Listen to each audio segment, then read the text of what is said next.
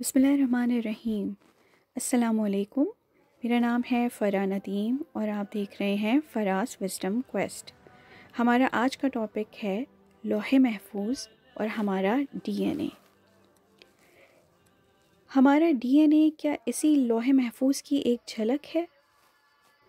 D N اے ہمارے انسانی جسم میں موجود ہماری بقا کے لیے دی گئی ہدایت ہے جو کہ خالق کائنات نے ہمیں عطا کی ہے، جس میں ایسے کوڈز دیے گئے ہیں جو زندگی کے قوانین کی مثل ہیں۔ تو پھر لوح محفوظ جو کہ کتاب مکنون ہے، اس میں کیے گئے فیصلے اور اس زمین پر موجود مخلوق خدا جن میں انسان کو برتری دی گئی ہے، اسی انسان کے ڈی این اے میں موجود ہدایت، ان دونوں میں کیا چیز مشترک ہے، جانتے ہیں۔ سب سے پہلے بات کرتے ہیں لوح محفوظ کی۔ لوح محفوظ یعنی اللہ تعالیٰ کی وہ کتاب جس کے اندر تمام مخلوقات کی تقدیر لکھی ہوئی ہے۔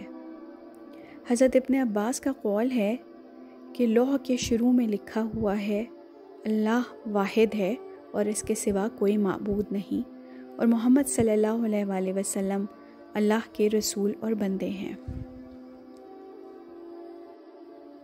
تفسیر ابن کثیر میں بھی حضرت ابن عباس رضی اللہ تعالیٰ عنہ سے روایت ہے کہ انہوں نے فرمایا کہ لوح محفوظ سفید موتی کی طرح ہے، اس کا طول اتنا ہے جتنا زمین سے آسمان، اور عرض اتنا ہے جیسا مشرق سے مغرب۔ اس کے دونوں کنارے موتی اور یاقوت کے ہیں، اور اول و آخر کے دونوں گٹے یا پٹھے یاقوت سرخ کے ہیں۔ اس کا قلم نور کا ہے اور تحریر بھی نور کی ہے۔ یہ عرش الہی سے وابستہ ہے، اس کی جڑ ایک فرشتے کی گود میں ہے۔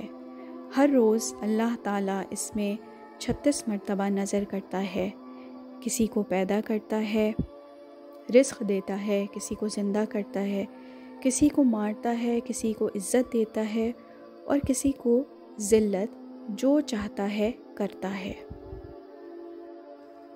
یعنی یہ وہ تختی ہے جس پر ساری کائنات کی تقدیر علم الہی درج ہے۔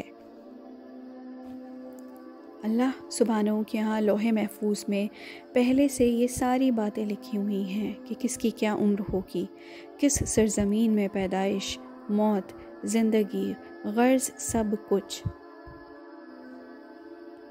اسلام میں محفوظ شدہ ٹیبلٹ یا لوح محفوظ کا جو تصور یا کانسیپٹ ہے، بالکل اسی طرح مختلف مذاہب میں بھی مختلف شکلوں میں یہ پایا جاتا ہے۔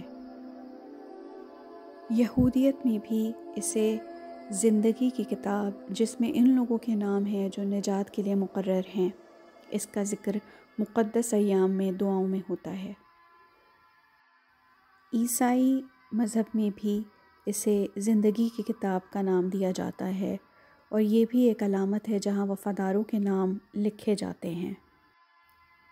ہندوازم میں بھی اسے آکاشک ریکارڈز کا تصور کہا جاتا ہے، جس کے بارے میں خیال کیا جاتا ہے کہ یہ ایک کائناتی ذخیرہ ہے جہاں ماضی، حال اور مستقبل کے تمام خیالات، اعمال اور واقعات کو ریکارڈ کیا جاتا ہے۔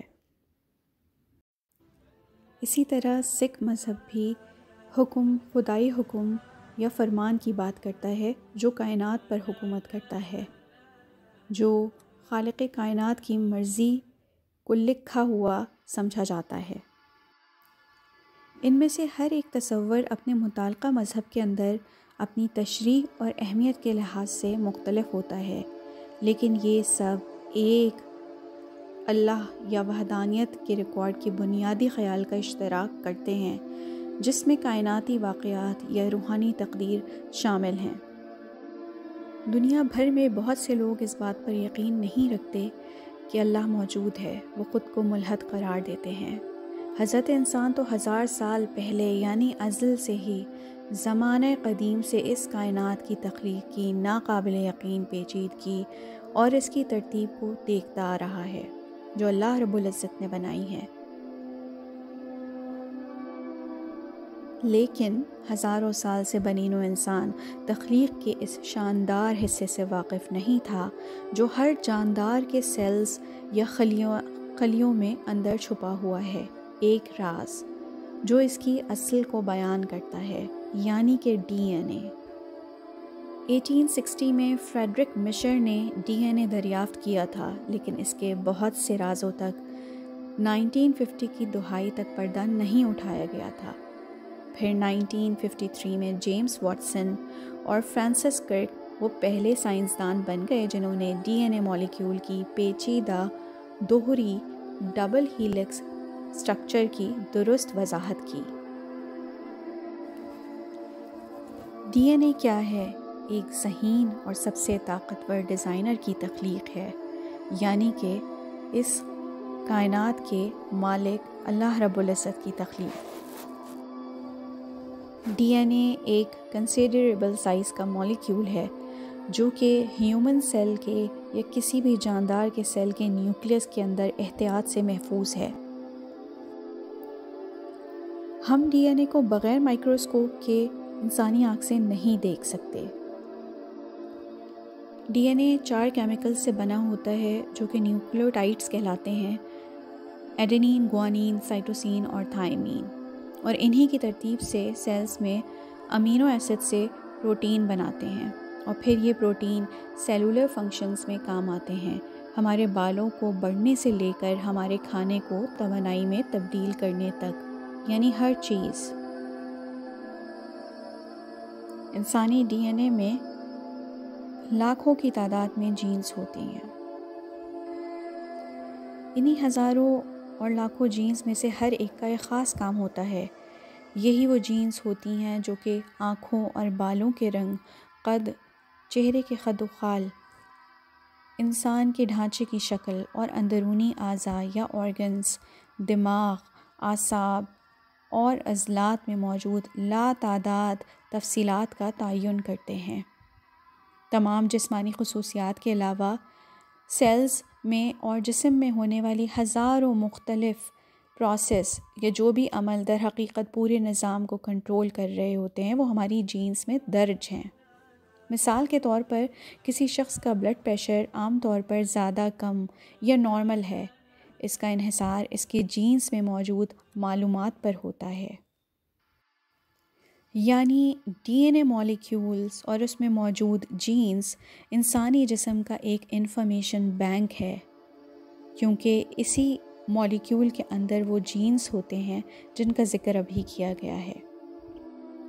امریکہ میں جاری 13 سالہ پروجیکٹ ہیومن جینوم، جو کہ 1990 سے لے کر سن 2000 تک جاری رہا۔ اس پروجیکٹ ریسرچ پر $2.70 ارب خرچ ہوئے تھے اور دنیا بھر کے سینکڑوں سائنسدانوں نے اس ریسرچ پر کام کیا تھا۔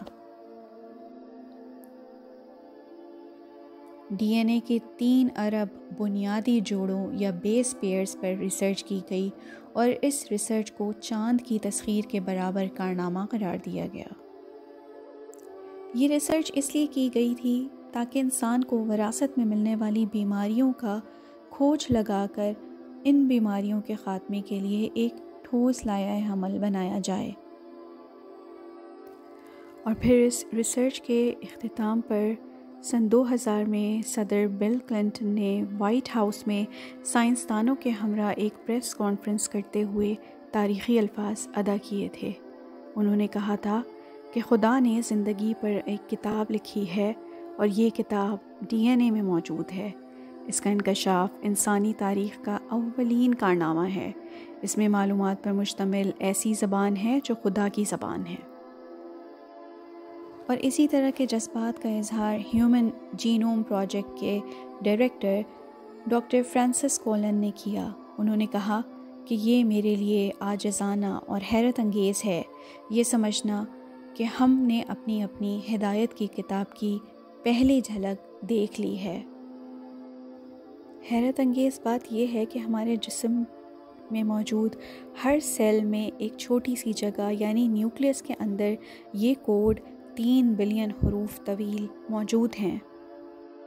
انسانی تخلیق کی ابتدائی مراحل میں جب سپرم اور ایگ مل کر فرٹیلائز کرتے ہیں تو والدین کے جینز مل کر بچے کے تمام جسمانی خصوصیات کا تعین کرتے ہیں۔